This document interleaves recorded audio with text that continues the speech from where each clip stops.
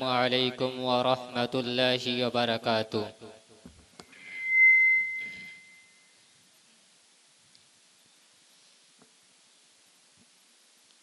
जहाँ जिक्र हबीब होता है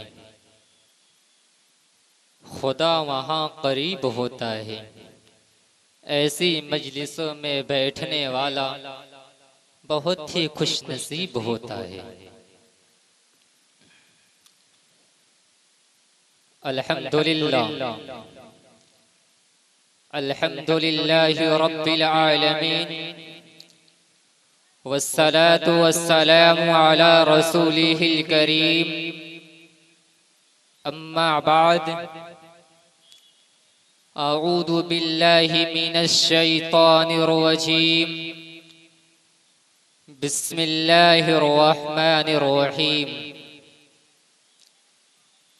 वमा अरसलनाका इल्ला रहमतल लिल आलमीन। सदक़ल्लाहुल अज़ीम। हुजूर आए तो सर्रे आफरीनश पा गई दुनिया। अंधेरों से निकलकर रोशनी में आ गई दुनिया। बुझे चेहरों का रंग उतरा, सते चेहरों पर नूर आया। हुजूर आए तो इंसानों को जीने का शऊर आया। वो आए जिनके आने की ज़माने को जरूरत थी।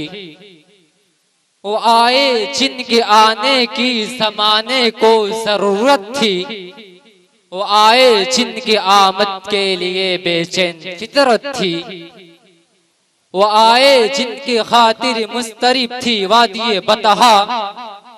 वो आए जिनके कदमों के खातिर काबा तरसता था। सल्लल्लाहु अलैहि वसल्लम। मेरे मोहतरम बुजुर्गों और दोस्तों और नौजवान साथियों, मैं आप अलैहिस्सलातु वस्सलाम की किन किन खुसूसियात को बयान करूं और किन किन को छोड़ दूं। आप अलैहिस्सलातु वस्सलाम के खूबसूरती को ले लीजिए। आप इतने खूबसूरत, आप इतने हसीनो जमील। दुनिया के अंदर बहुत से हसीन गुजरे, बहुत से खूबसूरत गुजरे, जिनके बारे में तस्किरे और तफसीरे होते हैं, जिनके बारे में कसीदे पढ़े जाते हैं। लेकिन मेरे दोस्तों, इंसाफ जुबान से बताओ, रसूल पाक सल्लल्लाहु अलैहि वसल्लम से ज्यादा खूबसूरत शख्स दुनिया में कोई गुजरा है? नहीं। आप सल्लल्लाहु अलैहि वसल्लम से खूबसूरत शख्स दुनिया में कोई नहीं गुजरा है। हजरत अबू हुरैरा रज़ियल्लाहु ताला अन्हु फरमाते हैं, मैं कभी चांद पर नजर डालता हूँ, कभी आपके चेहरे पर नजर डालता हूँ। वो फरमाते हैं कि मेरे दिल के मुफ्ती ने फैसला किया कि चांद में तो छाइयां नजर आती है, लेकिन मेरे महबूब का चेहरा इतना साफ और शफाफ था कि एक शेर है, चांद से तशबीह देना ये कहाँ इंसाफ है। चांद से तशबीह देना ये कहाँ इंसाफ है। चांद में तो दाग है, चेहरे अनवर साफ है। सल्लल्लाहु अलैहि वसल्लम। अम्मा आयशा सिद्दीका रज़ियल्लाहु ताला अन्हा फरमाती हैं, वो फरमाती हैं, कभी सुई गुम हो जाती, नजर नहीं आती कि आप अलैहिस्सलातु वस्सलाम जैसे घर में दाखिल होते थे, जैसे आप दरवाजे के अंदर आते थे, आपके रुख और आपके चेहरे की खूबसूरती की वजह से सुई नजर आ जाती है। फरमाती हैं, अना शम्सन अबिल आफाकी शम्स। एक सूरज आसमान में है, एक सूरज मेरे हुजरे में है। आसमान वाले सूरज को देखो तो आंखें अंधी हो जाए, और मेरे सूरज को देखो तो जन्नत का दरवाजा खुल जाए। मेरे दोस्तों, अल्लाह तबारक व तआला ने हजरत जिब्रील अलैहिस्सलातु वस्सलाम से फरमाया, ए जिब्रील, तुम तो आदम अलैहिस्सलातु वस्सलाम से लेकर जनाब मोहम्मदुर रसूलुल्लाह सल्लल्लाहु अलैहि वसल्लम तक सब पर वही लाते हो, अल्लाह का पैगाम लाते हो, अल्लाह की बातों को लाते हो, इंसाफ जुबान से बताओ, क्या तुमने मोहम्मद रसूलुल्लाह जैसा बच्चा पूरे कायनात के अंदर देखा है? जिब्रील अलैहिस्सलातु वस्सलाम कहने लगे, ए रब्बुल आलमीन, पूरे कायनात का चक्कर लगाया, पूरे कायनात का मुलाजा किया, लेकिन हमने मोहम्मद रसूलुल्लाह सल्लल्लाहु अलैहि वसल्लम जैसा बच्चा हमने पूरी दुनिया के अंदर देखा ही नहीं। जमाल हुस्न यूसुफ पर फिदा बस एक जुलेखा थी, मगर मेरे नबी पर फिदा सारा जमाना है। मेरे दोस्तों, आपकी खूबसूरती का हाल ये है, मैं आपकी किन किन खुसूसियात को बयान करूं। हजरत उमर फारूक रज़ी अल्लाह ताला अन्हु, कोई हैसियत नहीं थी, कोई उनको नहीं जानता था। मेरे दोस्तों, आप अलैहिस्सलातु वस्सलाम के मानने वालों को मारते थे, पीटते थे, धमकाते थे, लेकिन कुर्बान जाइए उमर रज़ी अल्लाह ताला अन्हु पर। मेरे दोस्तों, मैं आपको बताता हूँ, उमर फारूक जो ईमान नहीं लाए थे, जब नबूवत से सरफराज नहीं हुए थे, वह ईमान लाने के जुर्म में लोगों को मारते थे, पीटते थे। जो मोहम्मद के कलमे को एक्सेप्ट करता था, अपनाता था, लोगों को मारते थे, लेकिन उमर के दिल में एक जर्रा बराबर भी मतलब ये नहीं होता था कि मैं आज लोगों को मारता हूँ, पीटता हूँ। जो मोहम्मद के कलमे को एक्सेप्ट करता है, मोहम्मद के कलमे को अपनाता है, नौज़ बिल्लाह, इस मोहम्मद की जुबान से कलमा निकलता है, आज चलता हूँ, उसी मोहम्मद को खात्मा कर देता हूँ।